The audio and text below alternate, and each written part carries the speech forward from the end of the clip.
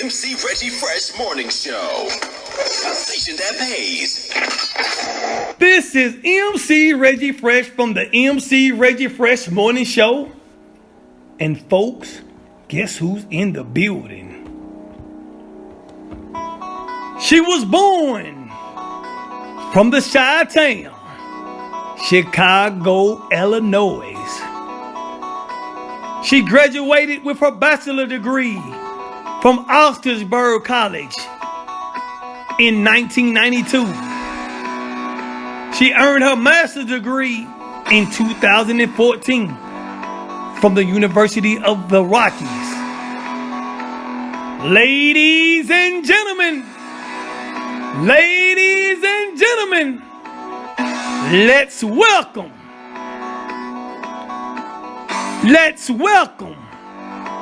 Evangelist Marilyn Gay.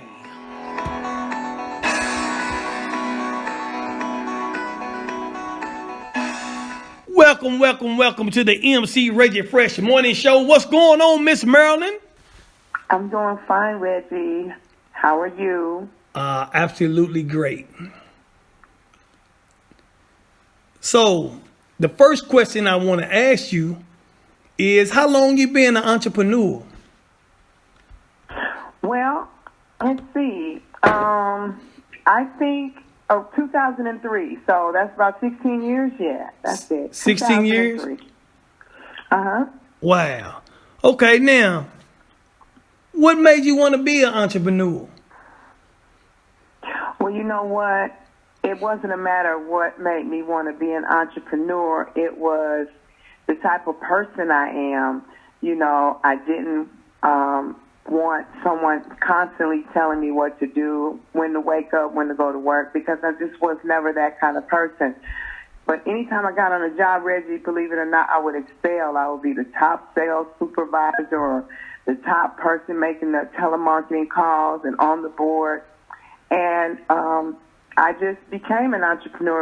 It wasn't something that just made me want to do it, but not wanting to work probably made me want to do it for somebody else. Okay. All right. Good. That was a good answer. And let me ask you this. Thank you. What do you believe to be the definition of an entrepreneur and the spirit of it? Whoa. Okay.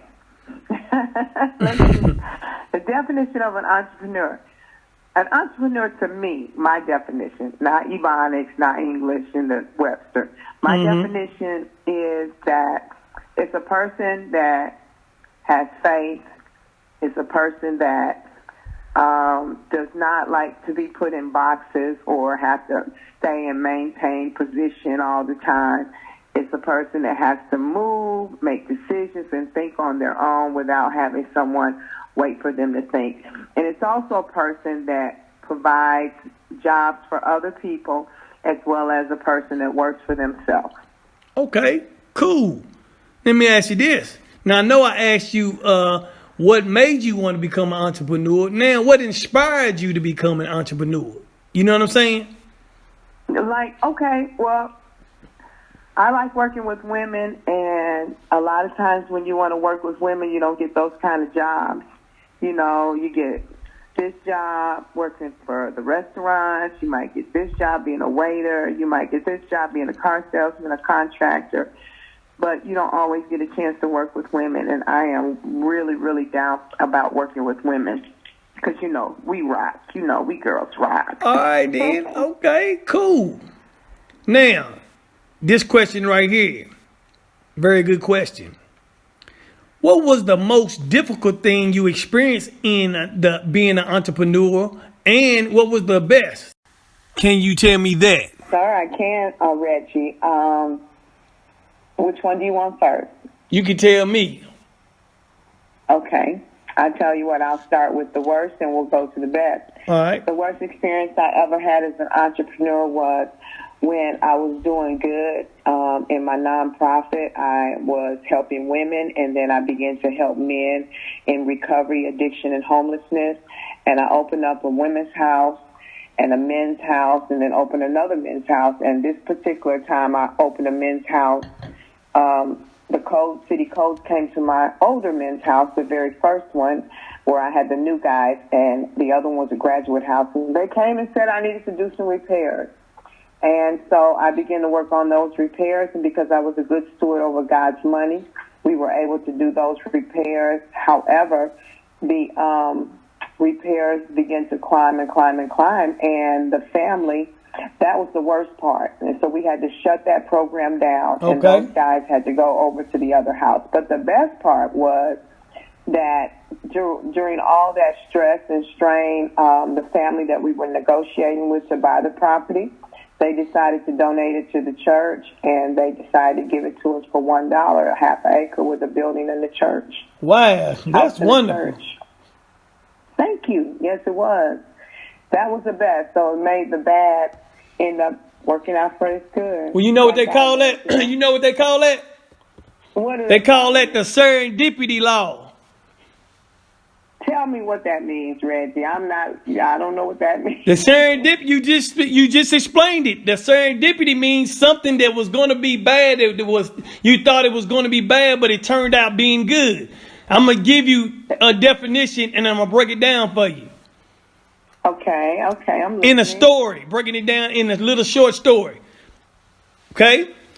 Okay, I'm listening. Anyway, this guy had some horses. He had a horse, and he lived by himself with his horse. And all the time, he been with this horse for years.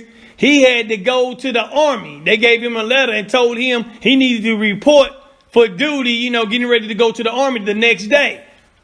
Well, what happened was his horse ran away and he broke his ankle. So the bad thing was his horse ran away. He broke his ankle, but the good thing is his horse came back and he still didn't have to go.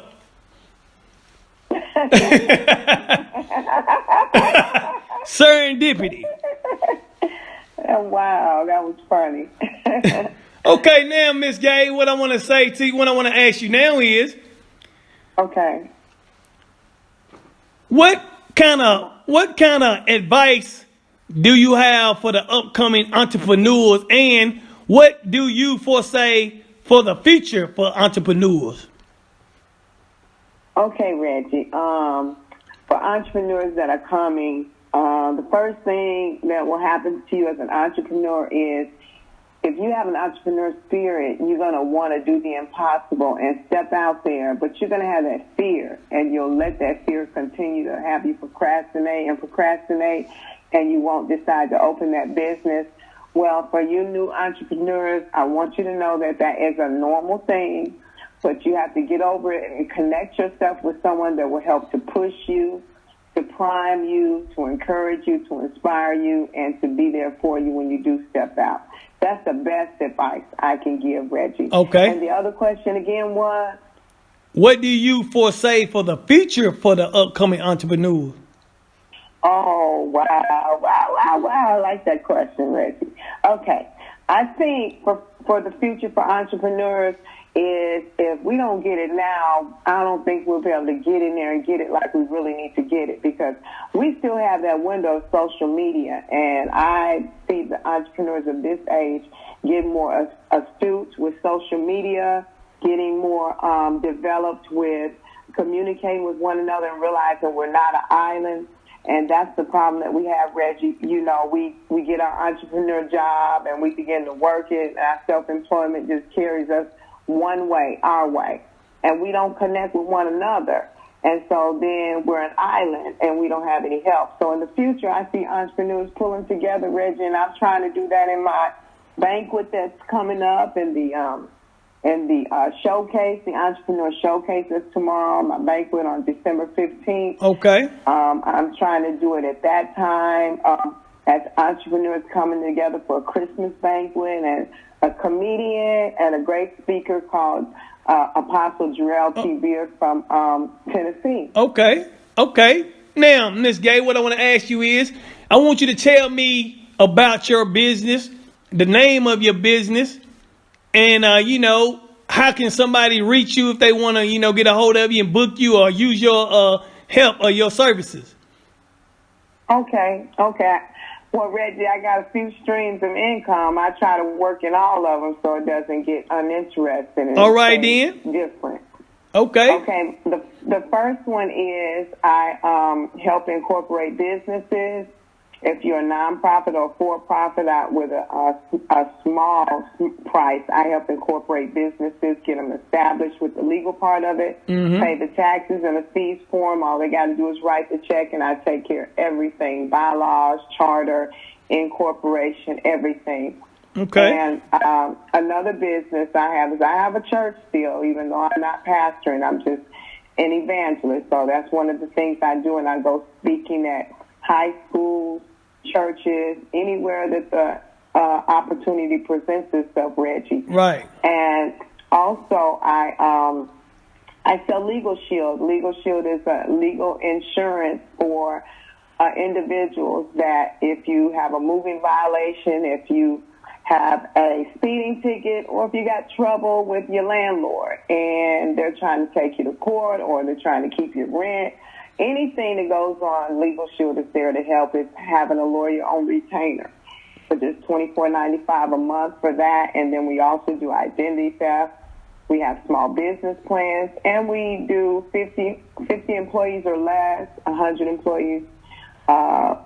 Reggie, we do that as well. So Wow. You know what? I'm an independent associate. Wow. You know what? I'm part of that organization too. I'm part of that too. And I want to tell the people out there listening, yes, ma'am.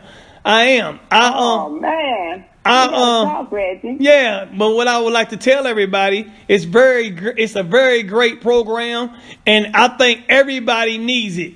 Especially if you get pulled over by police, you can have your own speed app. There's an app for that. And right. I know in my organization, on my line, far as the part of the business, if anybody want to get in, if they can't afford it, I can help them get in. And Good, so yeah, Legal Shield. Make sure y'all look that up. Okay, now Miss Gay, right. What I want to ask you now, do you got any shout outs for anybody? Wow, that's a good one. Okay, shout out to Bishop Daniel Richardson, man of God, that he and Eagles Nest Ministries is a great place to be. I'm excited about being there. I'm excited about doing the 9 o'clock Sunday school. We call it Kingdom Empowerment. Shout out to Pastor Cottle, Leroy Cottle, who works directly under him. These are people that are coming to my mind, and as they come out to my mind, that's who I say. All right. Shout out to Minister Denise Sims and Prophetess Mimi. Okay. Wow. And my sister in Georgia, even though she won't hear me. Okay. Well, Miss Gay, it was been a pleasure that you being on my show. I really appreciate you being on my show. And well, can I say one more thing, Reggie? Yes, ma'am.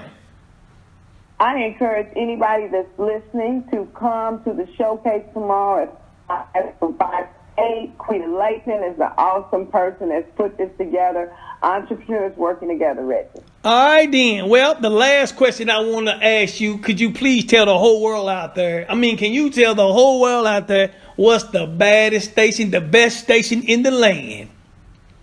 Well, you know that. MC Reggie Fresh Morning Show. And there y'all have it, folks. Coming to you from Huntsville, Alabama, raised and born in the Chi-Town, Chicago, Illinois.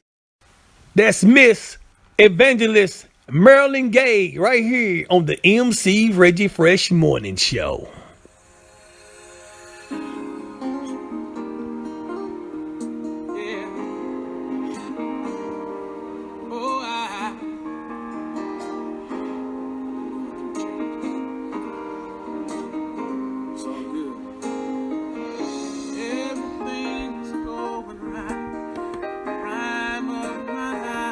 I was doing the best. This is the MC Reggie Fresh Morning Show. A station that pays. All of a sudden, my days were not as bright. I was asking, Lord, what in the world is going on? And then I heard the song say you're going through change. Oh, but you say you want to change. Yeah, but in order to change, gotta go through some changes. So I started reading the Word of God, trying to feed my spirit man. Now I know I can do anything, y'all. It's through Jesus. Oh yes, though I'm going through change.